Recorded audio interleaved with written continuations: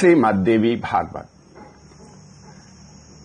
देवी भागवत सुनने वाले सभी भक्तजनों को पूर्णचंद्र पांडे का सादर प्रणाम। भक्तजनों, अभी तक आप लोग सुन रहे थे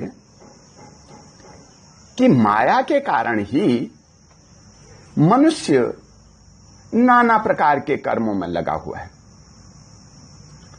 कर्म की गति बड़ी गहन है, देवताओं को भी इनकी जानकारी नहीं, मनुष्य की तो बात ही क्या है।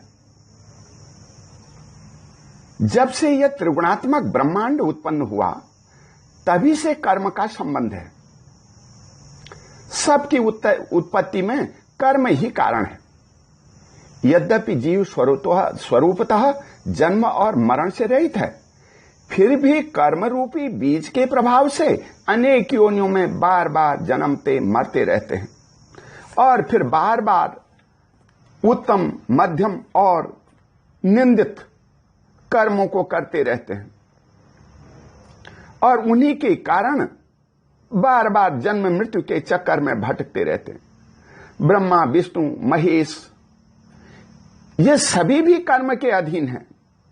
सुख दुख, जन्म मरण, हर्ष शोक, काम क्रोध लोभ, ये सब कर्म के कारण ही उत्पन्न होते हैं। इनका संबंध कर्म से है। प्रारब्ध की प्रेरणा से सब पर ये अपना प्रभाव डालते हैं। राग द्वेष तो मनुष्य लोक में ही नहीं, देवलोक में भी होता है और इसी राग द्वेष के कारण मनुष्य अपने कर्मों से छुटकारा नहीं पाता है और कर्मों का भोग प्राप्त करने के लिए पुनः पुनः जन्म लेता है। भागवत के अंतर्गत एक बहुत सुंदर युक्ति है। एक समय की बात है, श्री कश्यप ऋषि यज्ञ कर रहे थे और यज्ञ के लिए दूध की, घी की और अन्य सब पदार्थों की जरूरत है।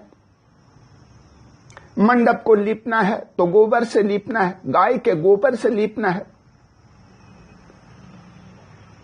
श्रीमान कश्यप जी यज्ञ संपन्न करने के लिए वरुण की दिव्य गाय को ले आए। कई दिन तक उन्होंने उसको अपने आश्रम में रख लिया। वरुण जी आए और उन्होंने प्रार्थना की कि प्रभु मेरी गाय मुझे वापस दे दीजिए, इसके छोटे छोटे बच्चे हैं, वह तंग हो रहे हैं और आप इसको बंदी बनाए रख रहे हो। किंतु कश्यप जी ने गाय को वापस नहीं किया।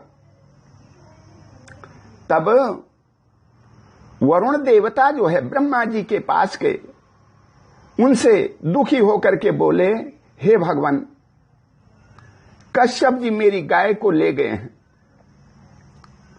और अब मुझे वापस नहीं दे रहे। वरुण की बात सुनकर के प्रजापति ब्रह्मा जी ने कश्यप मुनि को बुलाया और कहा, हे महाभाग, तुम लोकपाल वरुण की गौ उन्हें क्यों नहीं देते? तुमसे कोई बात छिपी नहीं है, तुम सब कुछ जानते हो, बुद्धिमान हो। न्याय जानते हुए भी ऐसे कार्य कर रहे हो जिससे धर्म भ्रष्ट होता है। लोभ बड़ा बलवान है, यह किसी को नहीं छोड़ता और तुम लोभी हो गए हो। इस लोभ के प्रभाव से ही नरक की प्राप्ति होती है और अनेक पाप बन जाते हैं। तुम इस गाय को वापस दे दो वरुण को। लेकिन कश्यप ऋषि तो बड़े लोभ में आ गए थे। दूध देती है गाय, घी बनता है, बच्चे, परिवार, मेरी पत्नियां हैं 2, उनकी 2 पत्नियां भी थी, अदिति और सुरसा, ये भी दूध पीती हैं खूब। जब कश्यप जी ने गाय नहीं दी तो ब्रह्मा जी को गुस्सा आ गया।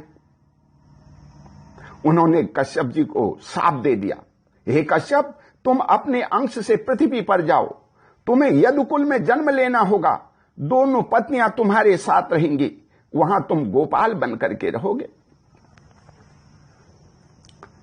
बस क्या था, ब्रह्मा जी के हिसाब से कश्यप ऋषि को दूसरे जन्म में वसुदेव बन करके रहना पड़ा। वसुदेव बने और गाय चराने लगे, क्योंकि उन्होंने गाय का हरण जो कर लिया था, गाय को बंदी जो बना लिया था, और गाय के बच्चे भूखे थे, छोटे छोटे बच्चे थे। कश्यप जी उनको ले आए गाय को, तो पवन जी के पास बछड़ा रह गया और बछड़ा बड़ा दुखी हुआ, और इसी बछड़े के शोक संतप्त होने से कारण वसुदेव जी को बड़ा दुख और कष्ट झेलना पड़ा। गाय को बंदी बनाया था, इसलिए उनको कंस ने बंदी बना लिया।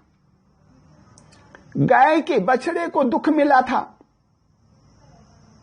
अपनी मां से अलग होने के कारण, तो इसीलिए जो वसुदेव जी के पुत्र हुए, और वो 7 पुत्र जो है कि जन्म लेते ही मृत्यु को प्राप्त हो गए, कंस ने उनको मार डाला, और वो दुख वसुदेव जी को झेलना पड़े, 7 पुत्रों के मरण का दुख जो भोगा, ये अपने कर्मों के कारण वसुदेव जी को झेलना पड़ा। यही कथा बताती है कि भाई किसी के बच्चों को दुख ना दो, कोई ऐसा कर्म ना करो जिससे आपको बार बार कष्ट पुनर्जन्म लेकर के भोगना पड़े। ओम शांति। बोल जगतियां जोता वाली माता तेरी सदा ही जय।